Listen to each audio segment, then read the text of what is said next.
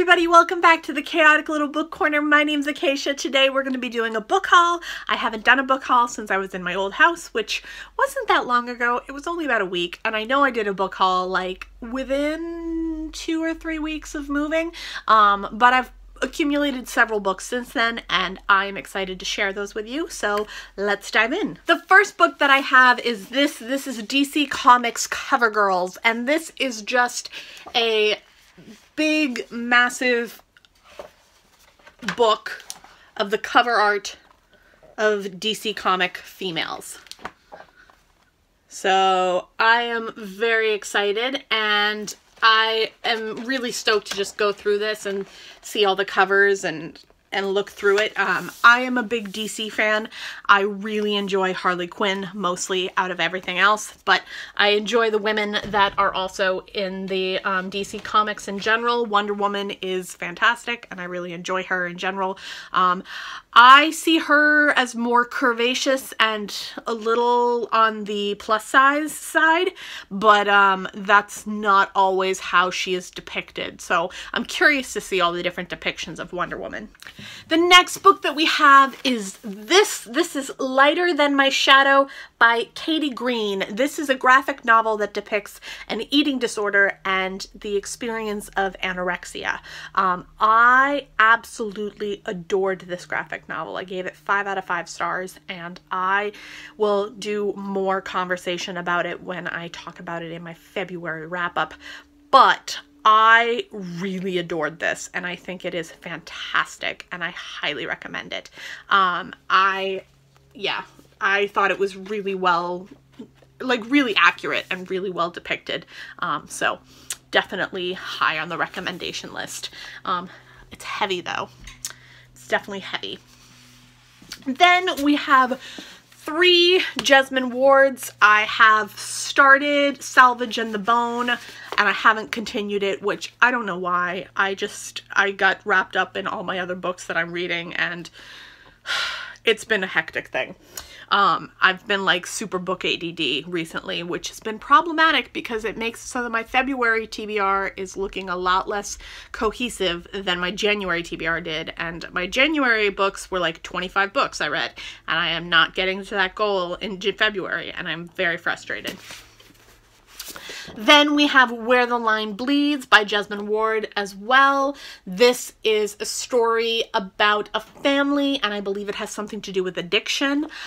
So there's that. And then this is the last one. This is Men We Reaped, which is about 5 men in Jesmyn Ward's life who die of different causes, but are all wrapped up in race in some way, shape, or form. I am very excited to dive into this and to experience this book firsthand. I really love Jesmyn Ward, as you can tell. I read Sing Unburied Sing. I will link that review I did down below in the description box. And I was blown away, absolutely blown away. And I am now obsessed with reading all of her backlog. This Will Be My Undoing by Morgan Jerkins, and this is a nonfiction talking about the experience of a Black woman during the feminist movement and what that looks like and how she experiences the feminist movement, and how that affects her and what it's like to live in a predominantly white-based movement of female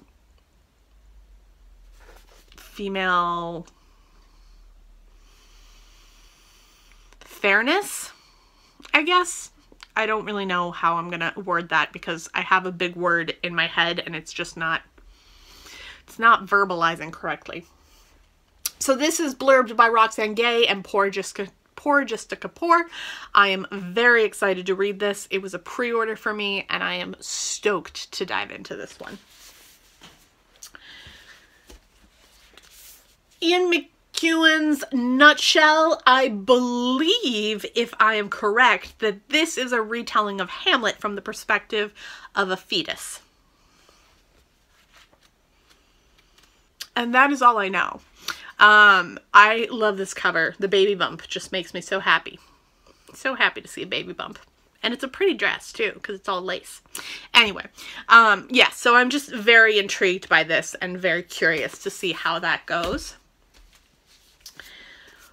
Goodbye by Vitamin by Rachel Kong. This one, I believe, has to do with Alzheimer's, and I lost my grandmother to Alzheimer's, and it was really hard to watch, and it was really, well, either she had Alzheimer's or dementia, and then my grandfather had either Alzheimer's or dementias. I feel like I'm getting it wrong, but I feel like she was the one with Alzheimer's. Either way, I was watching both of my grandparents deteriorate, and it broke my heart, and I was forever in completely affected by that experience, and it will stick with me forever. So I like to read books about Alzheimer's and kind of process and see the difference that the way that the illness can transform and transcribe in people. So I'm really curious about this one. Then I have two Sarah Hall books. The other one I will get to in a minute, but this is Madame Zero. This is a short story collection. I am super excited about this. I have heard great things, and I know that Mercedes is now going through the backlog of Sarah Hall because she enjoyed Sarah Hall's books so much. I adore this cover. I think it's so pretty, and it's just so fresh. And the inside is, I guess that's a fuchsia and mint green. But yes, this is just a short story collection that I plan to dive into. This one I never thought I would be picking up, but I was recommended this by my local bookstore owner at Print Bookstore. This is Pachinko by Min Jin Lee, and oh, Juno Diaz blurbed this. David Mitchell blurbed this. Wow. Two hard-hitting names. I've heard that it's a really interesting character study, and that it talks a lot about family dynamics, and that it's really interesting. And it is a diverse story and potentially an own voice. So I'm all about that, and I am really curious to see how I feel about this. It's a little bit more of a chunkster, so I haven't started it yet, but it's definitely one that I plan to dive into and sink my teeth into at some point soon. Spineless, The Science of Jellyfish and the Art of Growing a Backbone by Julie Burwald. And I really loved Souls of an Octopus, and I have just been really intrigued by octopuses ever since, so I'm curious to see if this will have the same effect on me as far as jellyfish go. I'm really Ruth Ozeki blurbed it. Cy Montgomery, who wrote The Soul of an Octopus, those two are both names that I know and really respect and enjoy. So I'm really curious to see how this works for me. It could be a really beautiful journey for a more soul-searching kind of book, which is how I felt about Soul of an Octopus. Like, I felt it was more intrinsically about humans and their relationships than it was about octopus in general, but there was so much information about octopus too, or octopi. We'll just say octopus. And I felt just really deeply connected to octopus after that book, and so I'm really hoping that this has a similar experience for me. Then we have The Hazelwood by Melissa Albert, and this is a middle grade YA that is just stunning. Absolutely stunning. And look at that shine. It's just coming right off the back window, isn't it? It's messing my lighting all up. My goodness. There we go. I am just really curious about this. I know that Liberty from Book Riot said she really enjoyed it. I shop at the same bookstore as Liberty, so I end up getting recommendations from Liberty through the bookstore because she tells the bookstore what she enjoys, so I go through that. So I end up buying a lot of books that Liberty has told the bookstore that she enjoys because I trust her judgment. So this is one of those, and I had pre-ordered this anyway, so when Liberty agreed to it being a good book, I was more than happy to continue on with that. This one was a random, well, not fully random, but semi-random book. I saw it arrive at print, and I was immediately drawn in, and this is semi-graphic novel-esque Lita Judge, Mary's Monster, Love, Madness, and How Mary Shelley Created Frankenstein. I am really excited about this. It's blurbed by Karen Hess and Gregory Maguire. Gregory Maguire wrote Wicked, which I really enjoyed, and I haven't read it in a really long time, but I remember really loving it, and The Wicked Stepsisters and Mirror Mirror. And then it's also blurbed by Karen Hess, who wrote Out of the Dust, which is one of my all-time favorite books. As far as like way back when I was like a child, it was a favorite of mine. So I am super stoked to see how this transcribes, and is kind of, I mean, and the art is just beautiful. So we'll see how this goes. Then we have James Baldwin, Go Tell It on the Mountain. I am buddy reading this with Sarai, Hilary, Kristyn, and Amanda, and I will link all 4 of their channels down below in the description box. This is so far so good. I'm feeling really positive about my experience with Baldwin in general. I, however, am not feeling as positive about some of the characters in this book. I'm feeling really antsy and overwhelmed and kind of frightened by some of the characters in this book, almost as if they're dangerous to me, which is very triggering and intense, which just means that the characters feel super real to me, which is a great thing for the author, but not so great for me, and it makes me very tense. But I am really enjoying this and feeling super emotionally attached to it, which is quite enjoyable. Then I picked this up, and I'm going to talk about this more in my February wrap-up. I've already read it. This is Brave by Rose McGowan.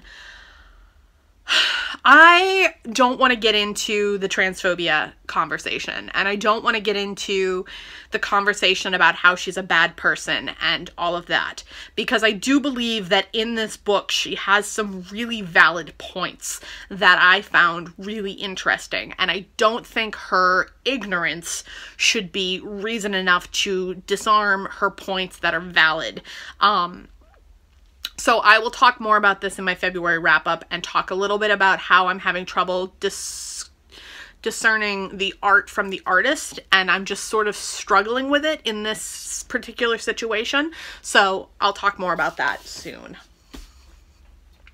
Then I picked this up. This will be an eventual buddy read with Amanda Center, I believe. This is Marge Piercy's Woman on the Edge of Time.